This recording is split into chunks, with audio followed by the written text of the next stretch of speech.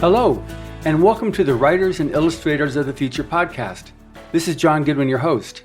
This podcast is dedicated to the aspiring writer or artist and will provide inspiration and tips from top professionals in the field, along with contest winners and a few surprise guests. Today we're speaking with Kary English. Kary, I originally met her when she won Writers of the Future Volume 31, but she has since become a Hugo and Campbell nominee, and she's been published in Granville Gazette, Daily Science Fiction, and Galaxy's Edge. She's also the first reader for Writers of the Future. Welcome, Kary.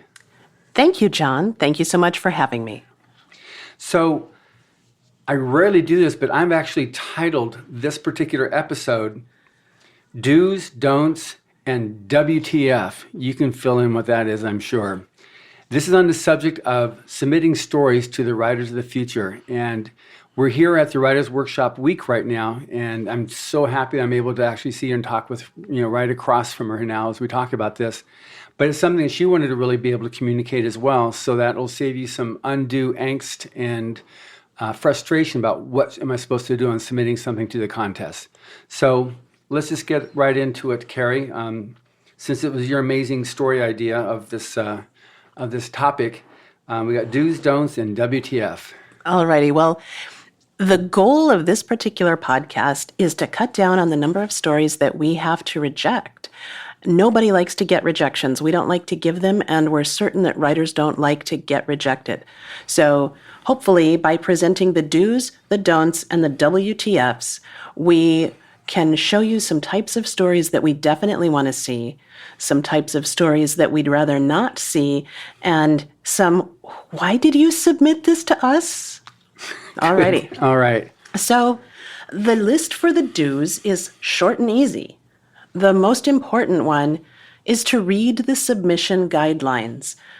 You have to click that you've read them before you submit your story, but I have a feeling that some people gloss over them and click the box. There are several types of stories that we don't accept, and your story needs to be formatted in certain ways, and all of that is laid out in the submission guidelines. I will get to the don'ts for those in just a little bit, but number one, please read the submission guidelines and follow them.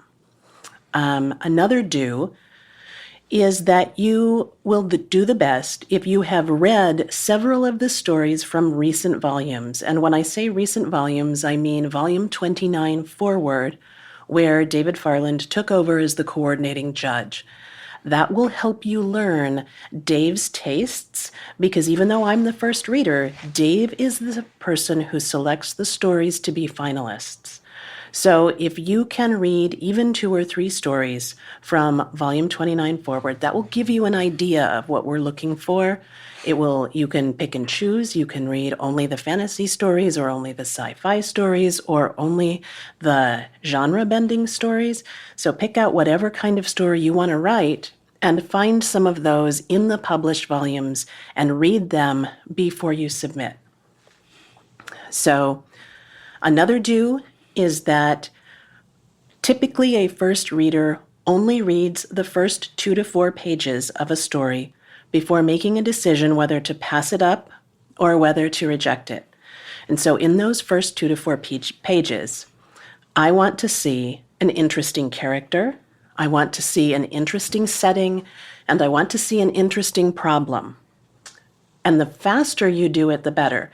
Some people can get it all in on page 1. But you have 2 to 4 pages to get all 3 of those in. So character, setting, problem. And it needs to be a speculative fiction situation. So by the end of 2 to 4 pages, it needs to be clear to me that this is a speculative fiction story. It's sci-fi, it's fantasy, or it's some other variety of speculative fiction. So some examples that would be like alternate history? Alternate history would work. Now, how's it going to, when you get into fantasy, you've got the dark fantasy, and I know that dark fantasy is definitely something that, we accept. How dark can the fantasy go? So it needs to stay within about a PG-13 rating if it were a movie. We typically don't like a whole lot of splatter gore. So if there's violence, Yes, there can be violence. Let's have it be a little understated. We don't want blood splashed over all of the pages. We don't want guts hanging out. We've had some submissions that are sort of like Blackbeard the pirate type stories with a lot of torture, and that type of story isn't going to work for us, even if it is a speculative story. It will just be too dark. So Right. you can do dark fiction just on the lighter end of dark. Okay, good. Alrighty. Another thing to do is stick the landing. So before I pass a story to Dave, I will read your opening and your ending. And sometimes the story has a great opening. And I'm sure that I will be sending the story to Dave, but I never give a story to Dave without checking the ending. And so sometimes the story, I love the beginning, but the ending doesn't work. And so sometimes a story gets rejected, even with a good opening, because they didn't stick the landing. So make sure you stick your landing. You're talking like, of course, I know what that means. But the person listening to this, like, stick the landing. So that means make sure it's consistent with the opening, or does it mean that it's got to be something that's very obviously it's an end, or that it's sequitur, or what does that mean with stick the landing? Let's see. Okay, so this is more of a don't, but for instance, if the ending involves a self-sacrifice that saves the lives of other people in the story, that's okay. But if the ending is, I'm so horrified at what I've become that I'm going to off myself, and if the ending is a suicide, we don't do suicide stories. Heroic self-sacrifice, yes, but depressing fatalistic suicide, no. So the ending doesn't necessarily have to be predictable, but it's almost like you're listening to a symphony. And if the symphony, it comes to this high point and then you get a rousing conclusion and it feels like it ended, that's sticking the ending.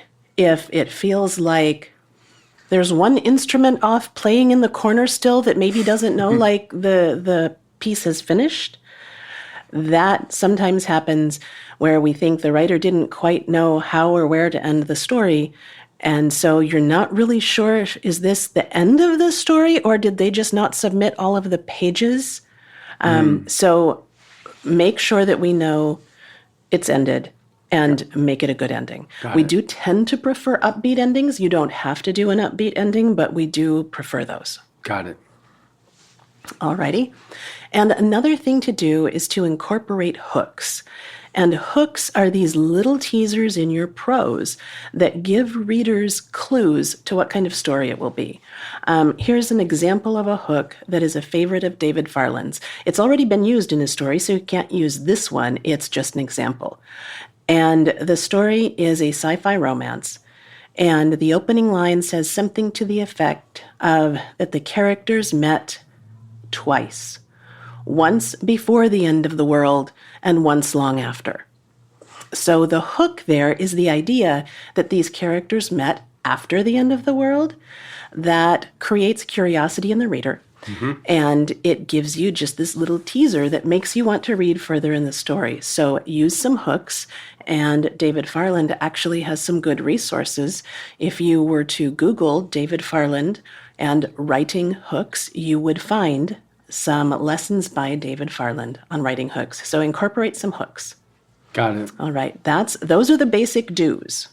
So are we ready to move on to the don'ts? Well, just in terms of the do's, let's just a few questions on that. Sure. So now on submitting, because there's been, like right now we just finished a pandemic, or fingers are crossed we just finished, or we are wrapping up on a pandemic. So there's been, I noticed in volume 37 about where I release, and 38, the stories seem to be a little bit more upbeat. I know my own thing, I see a lot of news and I get that as part of the regular intake of stuff. And so I'm not necessarily interested in just more doom and gloom, So in terms of do's, I'm talking from the viewpoint of perspective of do's rather than a don't.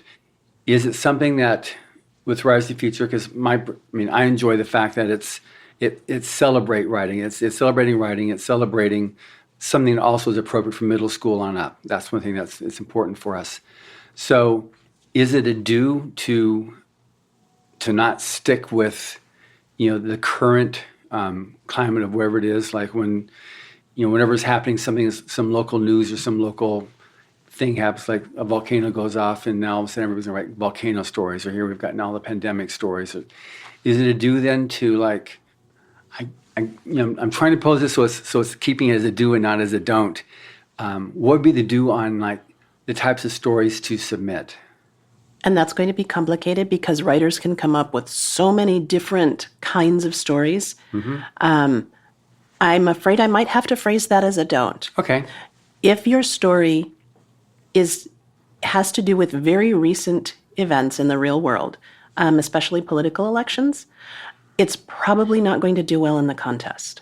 We have had to reject stories that have the names of real-world political figures in them, even though the story is fiction, simply because we don't publish political fiction.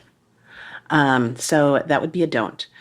And yes, if you're basing your story off of a recent current event, such as a volcano or the launch of a spaceship, or the who went into space on that spaceship, whether it was a billionaire or a TV star, we're going to have lots of those stories. And it takes away a little bit from the originality of the story when it is so tightly connected to a real-world event. So, for example, we've had lots and lots of coronavirus stories.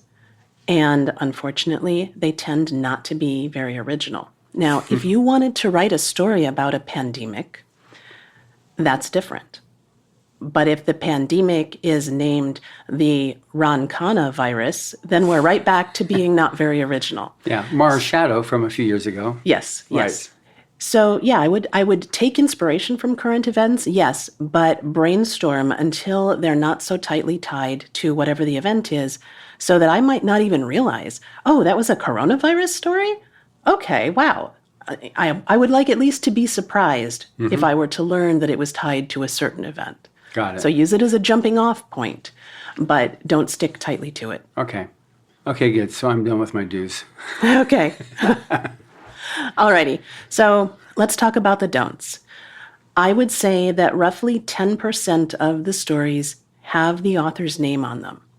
And our stories need to be judged anonymously. So unfortunately, if you leave your name on your story, it's an instant rejection. It's really more of a disqualification. Now, you can resubmit the story in the next quarter, but you must take your name off of it, and that includes your email. If your email address is myname@gmail.com, that counts. Right. So don't leave your name on your story. And if you get a rejection for a story that you thought was absolutely amazing, check your manuscript, because if you left your name on it, that's why we rejected it. So, and these are examples of the things that are in the submission guidelines. Right. So, the contest is a short story contest, and the short stories have to be speculative fiction short stories. And so some of the don'ts are, don't send us novels. We're not a novel contest. We have a word limit for the contest at 17,000 words.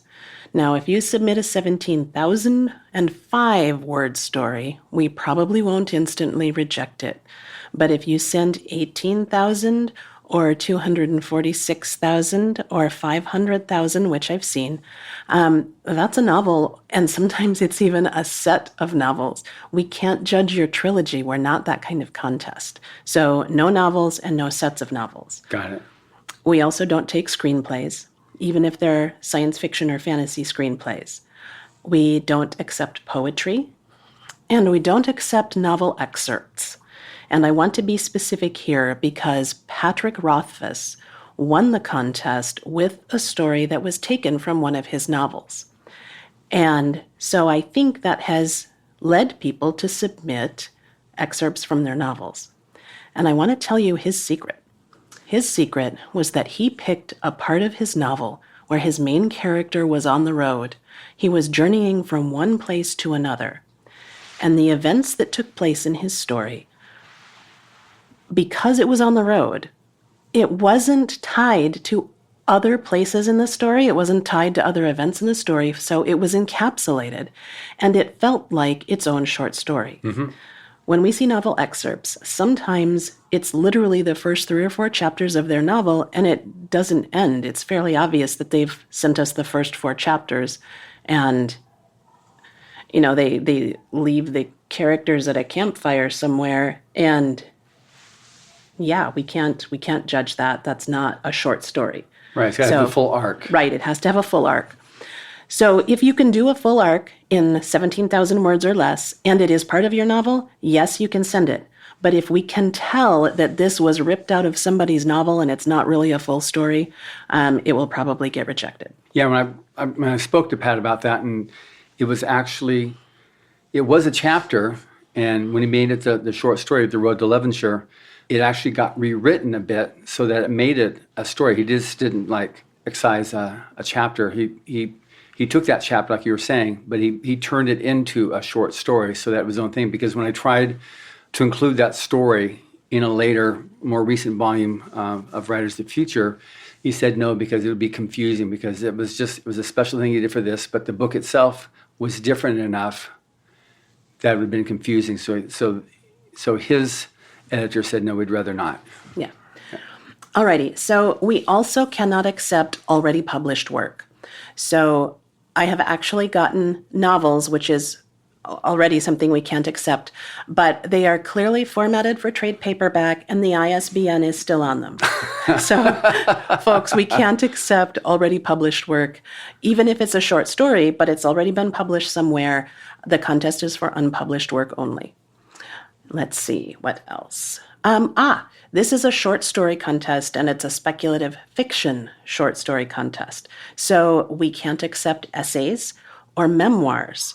We can't accept any nonfiction. So if you have written an opinion article, it's not a good fit for the contest. It's going to be rejected. So please send us speculative fiction short stories, and only speculative fiction short stories that have not been published anywhere else. I got it. Alrighty. Now, we're a speculative fiction contest. So this means that every story has to have some sort of speculative fiction element. It has to have an element of science fiction or an element of fantasy, something that is simply not part of the real world that we call consensual reality. So your story has to have a speculative element.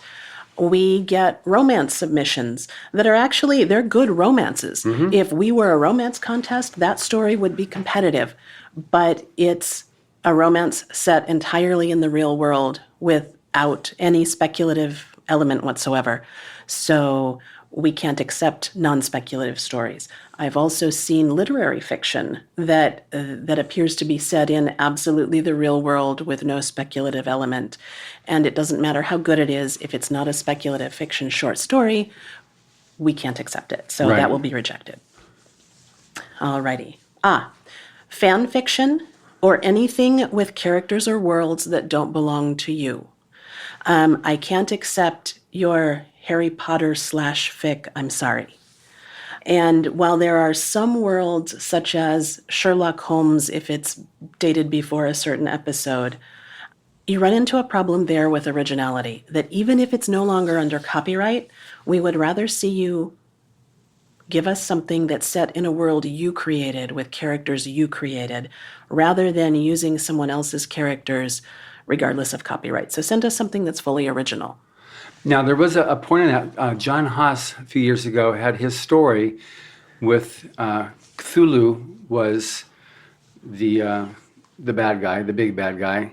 And I actually read it. He wrote a whole novel, too, subsequent to that. That was, that he took that short story and then novelized the whole thing, went back a bit earlier to what led to that doctor going on to this maiden voyage of this huge ship that sank after it hit what we thought was always an iceberg. It was actually Cthulhu that sank it. So how does that fit in there? Because that seems like right in the edge of, because it's Cthulhu, was written by H.P. Lovecraft. So how does that work? If the subject matter is out of copyright, and if you think you have got such an original take that you're willing to stack your story up against 100% created worlds that don't borrow from someone else's intellectual property, then go ahead and send it in. It was a brilliant story. It was Right. It was like a total surprise me. Yes. Like, whoa. So it is technically possible to win the contest with a piece of intellectual property like that started with someone else. But it has to be out of copyright, and you have to be really, really good. Yeah, which that was. Yes. That yes. was. So while it is possible, it's risky. Good. So that then actually, another question then, the whole subject of mashups. Because that kind of like was that. You've got, the big bad guy at the end is Cthulhu, even though it's not like Lovecraft, where it was just like in your face. It was just like you see what it is at the end. And the sinking of the Titanic. So these two stories, he just did a mashup on it. It was brilliant what he did. I was like totally surprised. How does that come across to you as a first reader? I think there's a lot of potential there. Obviously, it has to be done well. Right. But especially, I think what worked there is that it's unexpected things. Because who would think that the Titanic sank because of Cthulhu? Yeah. Oh my God! Yeah, I kind of do want to. I kind of do want to read that. Okay, Yeah. let's see what you got. Yeah. So yeah, I'm in favor of mashups. Okay, good. Alrighty. Okay, so because our books are pitched to libraries in middle schools and high schools, we would like stories that don't have anything that would exceed a PG-13 rating. So in particular, this means no erotica, no sex on the page. There are also limitations for profanity. If you have F-bombs in your story, we're going to ask you to take them out. So my personal opinion is that you might as well not even put them in because we're going to ask you to take them out. Right. Now, I'm not going to reject a story because it has one. I'm not going to reject it because it has 2 or 4 or 5, but there is a number somewhere. I used to keep track of the story that had the most F-bombs. And I think I got up to 65 in a single story before I just decided to stop tracking. So do be careful with language. You will probably be asked to remove F-bombs and S-bombs.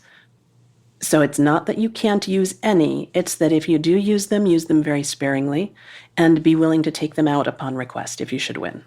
Yeah, since I'm the one that asked it to be taken out, I'm the one that gets the emails from mothers who say, this is supposed to be PG-13, this is supposed to be appropriate for middle school. You've got profanity in there. And it's just, at that point it becomes false, presentation on my part. And my experience is, and I've experienced this also just from reading a lot of the fiction that L. Ron Hubbard wrote, you can get a lot of great excitement, a lot of intrigue. You can even get someone who's really seriously upset, but you don't have to then use, the F-bomb over and over again to convey that upsettedness. There's lots of ways you can actually do it. And that's one thing that's fun about some of the old Pulp Fiction stories just in general, what they're able to use on language. And so many of the words that are used now are actually created to avoid profanity. So some people can actually, look at that. There's some characters which that's all they can say because that's that personality. All they know is to be able to say the F-bomb every third word. That maybe isn't a type of story that would be appropriate for the contest in the first place. Right. Alrighty. So we do accept horror, but it has to be speculative horror. So for instance, we wouldn't accept a serial killer story, no matter how good it is, if there is no speculative element. So if you're submitting horror, please make sure that it is speculative horror. Got it. Alrighty. Another don't is we don't accept manuscripts that are not in standard manuscript format. And when I say that, standard manuscript format, those are all 3 capitalized words, and you can Google that to find out what it is. And it has to do with double spacing, it has to do with the font you use, and the reason standard manuscript format exists is to make it easy for the reader, for the editor to read. And it used to have to do with how it would translate from the printed page in submission to the printed page in publication. And with the advent of so many online publications and ebooks, the second part is no longer so important, but the first part is definitely important. But if I use my script font, it looks so like professional, because that's why I learned how to do it in school, write scripts. So if I use that really nice, pretty script font, doesn't that make it easier? It doesn't. It makes it much harder. It makes it takes longer to read, and especially the farther you deviate from standard manuscript format, the more likely it is to be rejected without being read at all. So if you use a slightly non-standard font, or if you forgot to double space it, it's not an automatic reject. But if you use a black background with bold letters where you somehow made it rainbow, so that the letters are all different colors, and I'm not going to read that. It hurts my eyes, and I'm already reading more than 100 manuscripts in a sitting, so it needs to be in some reasonable facsimile to standard manuscript format. Definitely no on the black and purple backgrounds with the glowing green text, because I've gotten those too. Wow. Alrighty. Stories with artwork included. Usually, I will just gloss over the artwork and read the opening of the story. The problem with having stories that have artwork included is we have no idea where you got that artwork, and we're not going to be able to reproduce it anyways. So if the story is relying on the artwork, if the story is about the picture, we can't publish that. And so that will most likely be rejected. Got it. The only exception is I have one story right now that had a fantasy map included. Now, we probably won't be able to publish the fantasy map should it win, but I'm not going to reject that one for having a fantasy map included. But for the most part, we get what I think are web fiction stories, where they have picked out pictures of celebrities or pictures of somebody that they think looks like their characters, or they've picked out an image that conveys the mood of the story, and I would like them to not submit the picture part. Just give me the story and put it in standard manuscript format. Got it. Alrighty. Anything that qualifies as a manifesto, whether it's 300 pages of your political beliefs or 300, you see the manifesto ones, they tend to be a couple hundred pages. So if it's, your theory about who killed JFK and aliens are involved and you did it as a story, that's one thing. But if it's a 300-page manifesto about anything, first, it's too long, and second, there's a difference between a manifesto and a story, and I need to be certain that the author knows the difference. So I got on the manifesto, Kary. So just for those who don't know, I'm just going to define it so we can make sure that they can think with what we're talking about when you say no manifestos. It's a public declaration of policy and aims, especially one issued before an election by a political party or candidate. And it's from Italian, from mid-17th century, from Latin to make public, and from earlier obvious, so as in manifest. So anyway, so we're talking about stories then, or wannabe stories that are really instead a manifesto. Yes. And so if I am concerned that this is the next Unabomber who is presenting the background for his beliefs for why he's done whatever, it's not a story. And if it's over our length limit, it's over our length limit. So no manifestos, please. Okay, good. Alrighty. So shall we move on to WTF? Absolutely. Okay. Yeah, we're about halfway through right now. So this has been great, because this is things that on social media I get these requests. Can I do this? Can I do that? So now I've got this. When this goes up, I can just send this link to them so they can listen. Here's the answer to your question in very good, thorough detail. Alrighty. So for WTF, we have a list of the strangest things that I have seen submitted to this contest. I received an Amtrak ticket once. Obviously, it was only an image of an Amtrak ticket. And There was no text aside from what was on the ticket. There was no explanation. It wasn't like, oh, this is the Amtrak ticket that my character used and this is what they were. No, it was just an Amtrak ticket.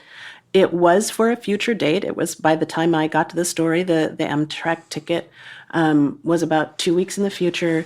I don't remember the destination, but it either started or ended in Emeryville, California. So please do not send Amtrak tickets. Okay, good. Now, space shuttle tickets, maybe we can talk, but no Amtrak tickets, no Amtrak. plane tickets. Okay, Yeah, good. no. Okay. I once received a pharmacy invoice, and I'm not talking about a CVS receipt, which I think probably would violate our length guidelines, but I'm talking about a large purchase of a couple $100s worth of items you would find at a pharmacy, such as 12 tubes of athlete's foot cream. Bizarre. Yes, bizarre. And you see, with some of these WTFs, I have no idea what the person was thinking. Did they misclick? Did they click the wrong file? I don't know. Is that how I ended up with an Amtrak ticket? Or did they think that maybe this was a random drawing out of everything that got submitted, so it didn't really matter if they sent a story? These are just WTFs. Yeah. Why is this here? Chemistry homework on graph paper with formulas and no words. So yeah, please don't send me your chemistry homework. English homework, it shouldn't have your name and your teacher's name and your period on it, but English homework only if it's an actual story. I've gotten English homework that looks like the assignment was probably, tell me your most vivid memory. So that's not speculative, but English is at least closer to what we're doing than chemistry. So please don't send Or your chemistry Amtrak. homework. Yes, okay, good. Yes. High school transcripts. We don't accept high school transcripts. Maybe they tell a story, but they're not a short story, and we would hope that they are not speculative fiction. So what is a high school transcript? A list of all the classes they've taken with their GPAs. Oh, okay. So I actually have a guess there. The contest is sometimes marketed as a scholarship. Right. And so sometimes I get essays that are scholarship essays. Sometimes they're hardship essays, and sometimes they're what I would like to do with my life essays. But unfortunately, because they're not short stories, we can't consider them. And also, we don't take transcripts. Right. So, yep, no high school transcripts. I've gotten an ecology word search where it's, a square of random letters and you're supposed to find words like biome and all of that in it. Find my story in here. Yes, and I actually have a theory about those as well. I think that sometimes teachers give extra credit for entering the contest. And of course, the teacher can't see what the student entered. So probably the student has to submit the electronic receipt where we say, congratulations, your story's been entered in Writers of the Future. And I think maybe the student was cutting some corners and said, well, my teacher doesn't know what I submitted. All they know is that I submitted something. So click, there goes my chemistry homework, or click, there goes my ecology word search. So yeah, no ecology word searches. Got it. All righty. Yes. You may not submit War and Peace, all 957 pages, even if it is, as you say, your own translation. Yes, someone submitted a 957-page version of War and Peace. Wow. So, yeah. Alrighty. I think that pretty much covers the WTFs. Ooh, shall we do some openings that don't really work? Yeah, I think that'd be really, really good. Because since we're hitting like, guys, listen to this thing here, because, you're now hearing it straight from the source point of who's going to be looking at what you're submitting. And so if you're sincere about this thing, I don't want to say if you're sincere about it, but just to avoid that unnecessary hiccup to getting your story submitted, let's just deal with these things. That will be an automatic non-starter for you, so you can actually get a chance to have your story read by the judges. Alrighty. So what I'm going to cover here are openings that don't really work. Now, they're not instant rejects because some of these openings might get you an honorable mention if they're done particularly well, but they're openings that are going to limit your success in the contest to, I would say, a maximum of maybe an honorable mention. Okay. Alrighty. So, waking up. Many, many stories start with the character waking up. And it is done so often that while it isn't an instant reject, it's almost an instant reject. Whatever it is that made you start with your character waking up, go somewhere farther down in their day. Start closer to the action.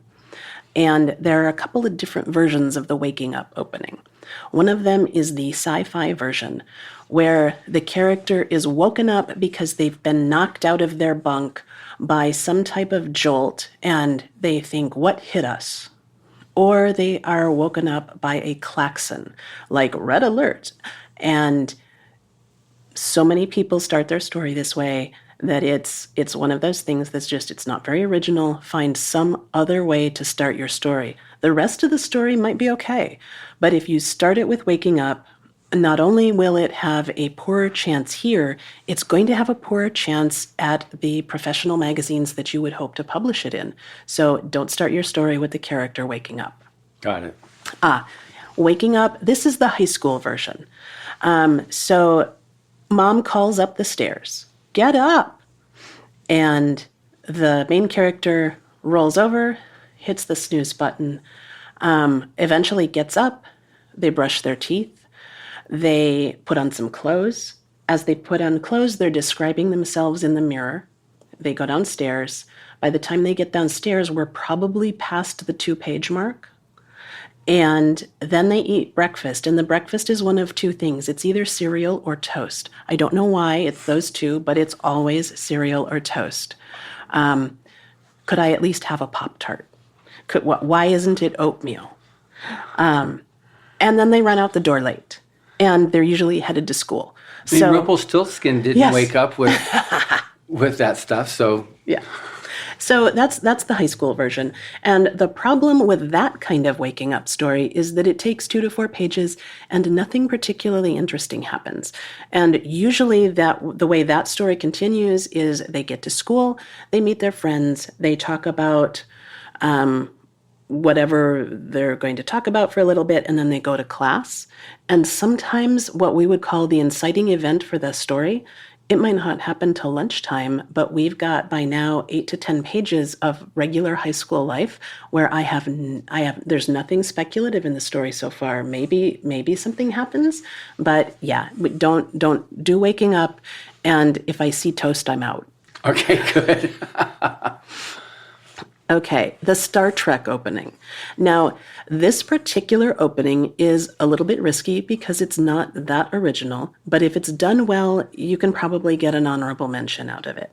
So we call it the Star Trek opening because typically we open on the bridge of a ship. And the captain is there, the rest of the bridge crew are there, and something is going on, and the first words out of the captain's mouth are going to be either battle stations or damage report. So I love Star Trek. I started watching Star Trek when I was 5 years old, and tip, my very first crush was on Astro Boy. My second crush was on Mr. Spock. So I love Star Trek. Got it. But the Star Trek opening is overdone. We see it a lot. And if you've written what I would call a standard Star Trek-ish story, it's not in the Star Trek world officially, but it's an episodic space exploration style story, and you've done a decent job, you might get an honorable mention because that fiction is out there, it has a following, it sells, but we want original stuff. We want new and different. We do want to explore brave new worlds, but kind of in some different way than Star Trek did it. So if you're using the Star Trek opening, just be aware of it and maybe try to open a little differently or try to make your space exploration story different somehow. Make it more original. The wandering or meandering opening. So this one starts with a character thinking. They could be sitting on a rock thinking, they could be riding their horse thinking, they could be walking down a road thinking, but that's all they're doing is thinking. And it goes on for more than 2 pages, and we get to page 3 or 4, and they're still just thinking. Don't use the thinking opening. We need something to actually be happening rather than just the characters in their head and they're thinking. Right. And they're usually thinking about backstory kind of stuff. So that's we call it the wandering opening or the meandering opening. And there's a version of that's the it reminded me of opening. And these ones, they usually have a great first paragraph, and the first paragraph pulls me in, and I'm thinking, okay, this is going to be a good one. And then the character, they smell something or they see something and they say, well, it reminded me of that time 20 years ago when my father, or whatever the event is. And then they spend several pages doing backstory, and it's an info dump. Right. And so, you got me excited that I was going to get a good story here, but then we spent a couple of pages in backstory or info dump, and we're not getting to what, it has to be a character in a setting with a problem. Mm-hmm. And I don't know what the main conflict of this story is going to be because we're still 20 years ago in the backstory and the info dump. So watch out for it reminded me of, it takes you away from the main action line of the story. Right. It will probably be rejected. So, yeah, watch out for the it reminded me of that happens in the first 2 pages. Good. All righty. I've got one more. All right. This one we call driving to the story because literally I did have a story where a family is packing to go to the beach. And so there's a mom and a dad, and they have to marshal the kids into the car. And do you have your book? Do you have your homework? Do you have this? Do you have that? And they all get into the car, and they start driving. And they're going to the beach, and it's about a 20-minute drive. And by now we're 8 pages into the story, and the writing was very good, or I wouldn't have stayed with it 8 pages because there's also no speculative element by now. And I'm going to assume that the speculative element happens at the beach. But they should have started the story at the beach. Instead, they had to drive to the story. So if you have to drive to get to the action of your story, start it later. Skip the part where, the story's way over there on the other side of the freeway. We have to drive to get there. Got it. So yeah, start your story close to the inciting incident. Okay. Now I have a question on stories writing. So this could be either do or don't or WTF on this one here. But first, second, third person. Is there any particular preference, or is it just based upon the skill of the author to be able to make something? Like, we had a story a few years ago where what happens every now and then where a person will write something first person. It's very, very rare. And second person, also rare. But in terms of like what you're looking for, and not necessarily what's the safest route, but what's the best route to go, especially as you're forming yourself up as a writer? I think that the newer you are to writing, that perhaps you should stick to some of the more established points of view, which would be first person or third person. But there is no official policy, and I don't have any personal preferences. Second person is harder to do well. So I think perhaps writers should be aware that if they're trying to do a second person story, they should already have some writing under their belt. They should really know what they're doing, and they should be very confident that, yes, the story needs to be in second person, and I have the skills to pull it off. But again, that has to do with the skill of the author, not with any sort of preference on the part of the contest. I personally have written a story in first person future. Mm-hmm. And the story takes place in the space of 2 minutes entirely inside the character's head while she's laying in bed because she can't sleep. And normally you would say, there's no actual action. She lays in bed the whole time and all she's doing is thinking. That story won't work. So it is definitely the case that a good writer can pull off a risky opening or a risky technique. But the reason I say risky is that what you're risking is rejection. If you haven't absolutely nailed it, it will get rejected. Right. And in my case with the story with the unusual point of view, it made the preliminary list for the Bram Stoker Award. It was not a Bram Stoker finalist. It only made the preliminary list. And when the editor who bought it read it, her first comment was, "I'm not so sure about this POV." And it was first person future. But she said on a second reading, she said, no, that was actually exactly the right POV. So if you believe in it and you're using an unusual POV, do it. But be aware that if it's an unusual POV, there's a risk. There's a higher risk of rejection there. Okay, and then active versus passive in terms of construction. I know, like on newspapermen, active voice. When I write my press releases, active voice. What about in short stories? Is there a preference, or is it something you weave between them both, or is there any particular recommendation or advice you've got on that from your experience with these submissions? In general, active voice. An occasional passive voice sentence is fine. If most of the story's in passive voice and there's not a compelling reason for it, then it's probably not a story that's going to work very well for us. So in general, active voice. Okay, great. Okay, so now in terms of story submissions, I know it can go up to 17,000 words. We've had one story once, probably in, maybe it's volume 7, maybe it's volume 5, which is 1 page long when it was printed in Writers of the Future. Is there a sweet spot in terms of story length? So in terms of my personal preference, no. But when I was entering the contest before I'd won, I actually surveyed 4 or 5 volumes and I calculated the length of all of the winning stories. And so I can tell you, statistically speaking, that the sweet spot is 4,000 to 6,000 words. That's where most of the winning stories, that's where they are in terms of length. In recent contest history, the shortest story I know of that won was 2,500 words, and that was Scott Perkins' story. Which that's a whole separate thing now, too. That story there. Let's talk about that a bit, too, because that was just so unique what he did. Yes. So what he did was that entire story was told in 5-word sentences because the main character could only think and only speak in 5-word sentences. And so not only was it 5 words per sentence, but the fact that it was 2,500 words was also calculated because it's a multiple of 5.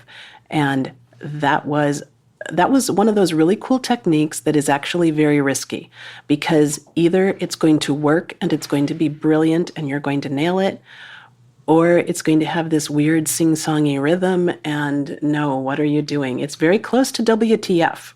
Yeah. But that one worked. And so that is definitely an example of where a brilliant writer can pull off something that just wouldn't work for a lot of other people. Right. Okay, that's the sweet spot. But then Mara's Shadow with Darcy Stone took it all the way to the limit of 17,000 words with her grand prize winning story. Yes. So when you write a very long story, and I would say a very long story is anything longer than about 10,000 words. For a very long story, simply because of the length, you have more chance to screw something up. You have more opportunities to let the pacing slip, and maybe this one particular area gets a little slow and you lose the interest of the reader. So I personally think it is more difficult to write a long story that holds the reader all the way through. Now, that doesn't mean that we don't accept long stories. Mm-hmm. It just means that you have to demonstrate complete control of your material for double or triple the length of someone who's writing a 5,000-word story. So if you're going to flex and write long like that, you got to stick with it the whole way through. You have to maintain the reader's interest. You have to keep the action up, and more power to you. We definitely don't try to disqualify long stories, but they're hard. And probably if you write very long stories and you notice that you're getting honorable mentions or silver or semi, well, if you get semi, you get a critique. Probably what's happening is that at some point in your long story, the interest waned a little bit. You had a slow patch, and that might be why. Got it. Okay, now with submitting stories, I know that you've talked a couple times when you yourself went back and you said starting with volume 29, or Kathy Wentworth used to say when she started, she read the first 3 books over and over and over again to find out what was Algis looking for. Dave Farland says the same thing. I mean, the fact of the matter is, these stories, when they finally make it, this really is the best of the best of new voices in speculative fiction. So everybody's going to expect me to say this, buy the books, read them, but a little bit more from yourself so people really understand the importance of reading these stories. What are you looking for? It's not just so I can have a book sale, but it's like, this really is an audience. It is the best-selling science fiction anthology out there. So a little bit on that now, just from your own perspective. Why and what are you looking for when you actually read these stories? Okay, when you read the stories, there are things that we've said even in this podcast. For instance, it has to be PG-13. Okay, well, how much sex is acceptable? So if you really want to get a feel for how much of anything is appropriate for the contest, then reading the stories will give you a better metric on that than just my telling you that, it has to be PG-13. For instance, if your story has a lot of heroin and marijuana in it, it'll probably get rejected because we need to be in high schools and we don't want heavy drug use. However, the story by Steve Pantazis features what you might call a designer drug. It's a sci-fi drug. Okay, well, there's some more leeway there if it's a sci-fi drug and it's not meth or coke or heroin or pot. And so for those it depends kind of cases, I can't tell you every single variation of what is or isn't okay. You learn that by reading the stories in the books. And, if you can afford to buy them, get them from your library. But if you read a couple of stories, you will get a feel for how do they really like upbeat openings? What if I have a story that's dark but ends upbeat? What if I have a story that's just dark? You'll get a feel for that in a much more hands-on, I know what they're looking for way than just even listening to the podcast. So then because I've told people too, you also, we have the online writing workshop, and that's based on the essays that were written by Owen Hubbard, and it has the videos from Orson Scott Card, Tim Powers, and David Farland, and that gives you a lot of, again, the teaching, or this is how to do it, but to actually see how it's effectively implemented in the real world. How do you introduce a character? How do you create suspense? How do you, like Wolf Moon says, how do you kill off your darlings? It wasn't his original advice, but he's definitely using that, and it's making a difference. I think it's important that people understand, too, that you get real-life examples of how it actually works, and I think a writer will learn by reading how others have successfully done something that they could then work on doing themselves. Yes, and the goal of the contest is to train professional writers or writers who are ready to enter the world of professional writers. And so if you were to ask me, well, what's the difference between an Asimov story and an analog story, or an Apex story, or a Clark's World story? All right, well, if you want to be a professional writer, the way you learn the difference between what's an analog story versus an Asimov story, you need to read the magazine. And so just like you would do if you were trying to target your story to a professional magazine, you should read the stories in our anthologies because you need to understand the market to which you are submitting. That will help you target, is this a good Writers of the Future story? So definitely read the books so that you understand the market just like you would for any other market. We are a market. That makes very good sense. And the fact is that we're now in year 38. We're about ready to release volume 37, and we're starting to put together the book for volume 38. That's nearly 4 decades of discovering and fostering new talent into the genre, and many of today's top professionals in the industry got their start from the contest. So it's long since gone past its having proven itself that it really delivers what was promised by Mr. Hubbard when he created it in 1983. So before we wrap up here, anything in particular any key point that you wanted to reiterate as the first reader as a plea? Yes, don't give up. There are only 3 ways out of this contest. You win, you pro out, or you stop submitting. And you are completely in control of that last one. So keep submitting and don't give up. Great. Thank you. All right. Well, thank you very much, Kary. And thank you for listening. Subscribe to the Writers of the Future podcast wherever you get your podcasts. The Writers of the Future podcast is available on SoundCloud, iTunes, Google Play, Pocket Cast, Stitcher, Player FM, iHeart, and Spotify, and it's also been internationally syndicated on the United Public Radio Network. Writers and Illustrators of the Future are contests created by L. Ron Hubbard to provide a means for the aspiring writer and artist to be seen and acknowledged. It is free to enter and open to new and amateur short story writers and artists of science fiction or fantasy. Again, thank you very much, Kary. Thank you for having me.